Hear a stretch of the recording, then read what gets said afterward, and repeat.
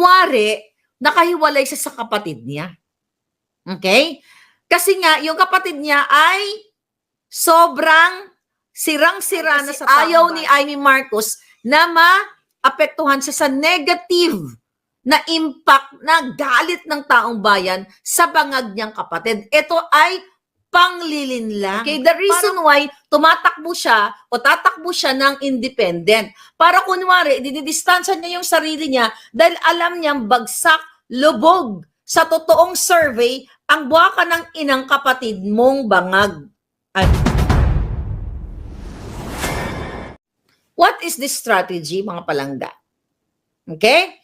Itong ginagawa ni Amy Marcos ngayon, mga kababayan, ito ay what? Ha? Ito ay what? Taktika niya.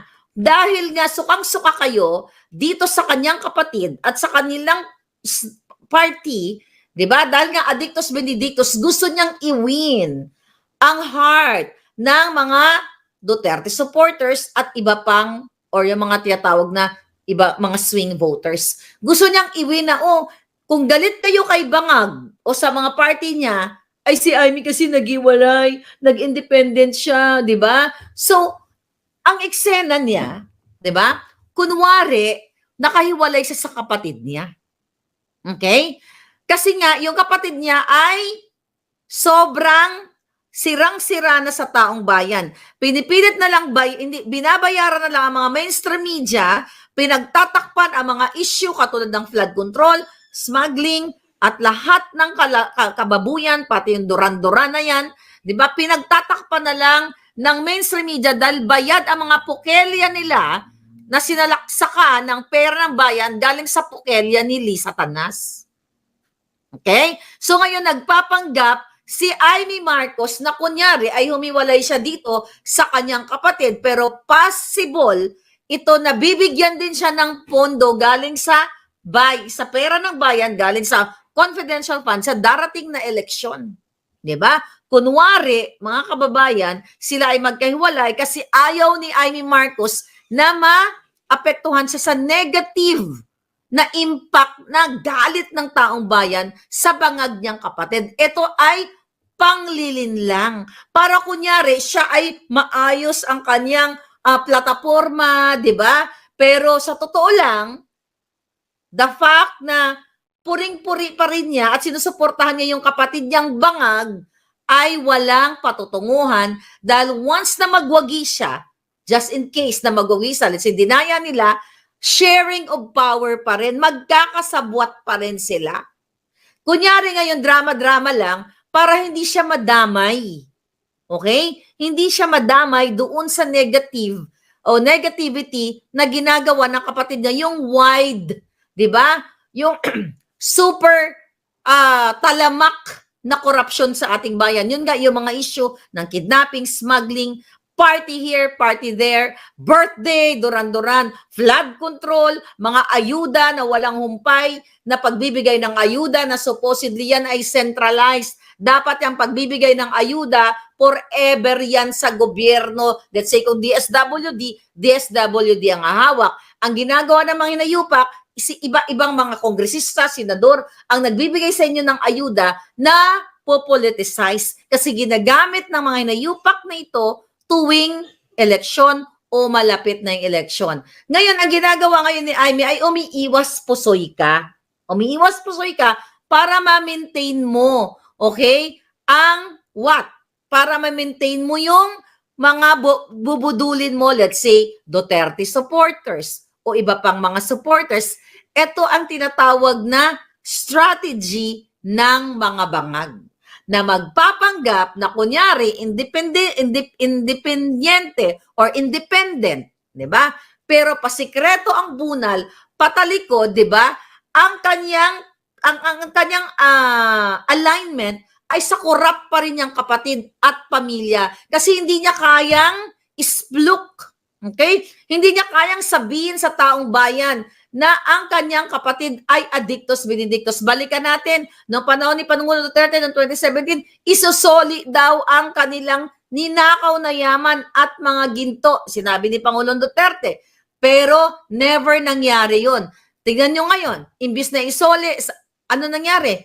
Walang humpay na pagnanakaw. Nagbenta pa ng ginto. 'Di ba? Ngayong taon. So, eto yung mga kadahilanan kung bakit eto yung strategy nila ngayon. Para makontrol pa rin nila ang power. Para kunyari, ikaw, Amy, kunyari, independent ka, ganyan-ganyan. 'Di ba? Para i-manipula ang taong bayan. Si Amy, hindi siya sumama sa mga buwakan ng inang korap niyang kapatid, sa kanyang sister-in-law kidnapper, smuggler. Ay, tayo mga, let's say 32 million na bumoto kay Inday. Ililinlangin kayo. Okay? The reason why tumatakbo siya o tatakbo siya ng independent. Para kunwari, dididistansya niya yung sarili niya dahil alam niyang bagsak, lubog sa totoong survey ang buwaka ng inang kapatid mong bangag. Amy, huwag kang magkipaglokohan sa taong bayan dahil hanggat may hininga ako, hanggat may dugo akong nananalaytay, araw-araw o ulit-ulitin ko na huwag kang iboto kasi kasabwat ka rin ng kapatid mong bangag dahil magkasama kayo since bata kayo. Ikaw na rin nagsabi, 'di ba, sa mga pelikula niyo na sinuportahan ko na ang kapatid mo ay what? Doon sa pelikula, tamad, sinabi ng tatay mo doon, 'di ba? Na nagwo-worry ang tatay mo sa kapatid mo dahil tamad, puro party lang ang alam. Ikaw na rin mismo naglapat ng storyline doon. Ngayon, magpapanggap ka. Lalabas ka sa picture o independent ka, ganyan-ganyan. Kasi gusto mong linlangin ang 32 million na bumoto kay Inday Sara. Kaya nagpapanggap ka na kunyari independent ka. Ito ay kasinungalingan, mga kababayan, at strategiya o strategy nitong pamilyang ito para budulin kayo forever and ever. Kasi alam niya na maraming supporters si Inday Sara. Kaya nga, di ba, lagi siya nakabuntot kay Inday Sara. Mukhang, bago natin inilabas siya noong July 21 ang video, lagi silang nag-uusap si Inday Sara.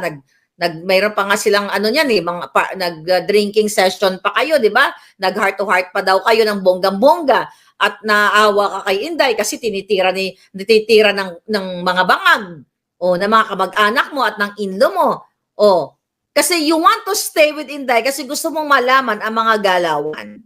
'Di ba? Kaya nung nalaman mo na ilalabas ang video, actually 'di ba sabi ko sa inyo, may mga eksena kayo na ganitong araw magsasalita ka, sasabihin mo na yung totoo. Hindi na nangyari, Amy. Niloko mo yung taong bayan.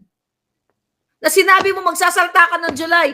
Ang sabi mo pa nga noon 'di ba? Ang sabi mo, sabi ng staff mo, nakachika ko, ano ang sabi? Magsasalita ka, okay? Nung after, pag-resign ni Inday as Secretary of Education. Di ba? Sinabi ko yun sa inyo mga palangga, inantay ko, wala. Di ba? Ang sabi, sige, sa pag-turnover na ni Inday, pag na-turnover na niya yung, kay yung bagong Secretary of Education, wala ka pa rin sinabi. So, ibig sabihin, wala kang loyalty sa kaibigan mo at wala kang loyalty sa taong bayan. Dahil alam mo nga, adictus benedictus ang iyong kapatid at sinasamantala ng mga tao ngayon na nakaupo, na sinasabi mo mga traidor, na mga sinasapian, sabi mo, na napapalibutan ng mga jejemon. Okay? Tapos ngayon, ayaw mo magsalita? Independent ek-ek ka? Kasi kahit mag-independent si Amy Marcos, mga palangga, pwede pa rin siya pasikreto na babak-upan siya financially ng kanyang kapatid. Kasi hindi nga, di ba, sinasabi niya, pinaprotektahan niya yung ading niya. So the fact na pinaprotektahan niya yung ading niyang bangag na bangag, ibig sabihin, hindi niya pinaprotektahan ang Pilipino. The fact na wala siyang sinasabi tungkol sa paggastos ng almost 1 million to 1.5 million sa Duran-Duran. At ang iba pang mga concert, like almost every other day, every week, di ba? Or every other day, kada linggo, ilang beses ang party. Wala kang sinasabi, Amy. So, anong tawag dito? Gusto nyong kontrolin. Kunyari, di ba, nag-o-oppose ka, pero ang totoo ay nakikipagsabuatan ka rin sa kapatid mo, sa plano ninyong ikaw manatili sa pwesto. Kaya gusto mong kunin ang mga sumusuporta sa mga Duterte. Lahat ng mga Duterte supporters o kahit hindi Duterte supporters, hindi bangang supporters, never again. Paano pagtitiwalaan si Amy? Alam niya na ang kapatid niya ay bangag na bangag. Bata pa lang sila eh. Sila nga magkakasama eh, di ba? Yan nga ang nag-aadictos, benedictos. Di ba sabi ko nga sa'yo, nung namatay yung tatay, yung bago namatay ang tatay ninyo, yung Apo Lakay na sinasabi mo, hinaghilap nyo pa yung kapatid mo dahil nagbabangag. Alam niya ng buong angkan nyo, di ba?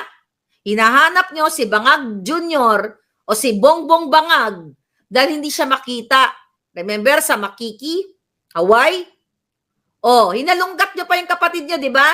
So, yung kapatid mo biglang nag-show up. Doon yung moment na nategi na iyong ama.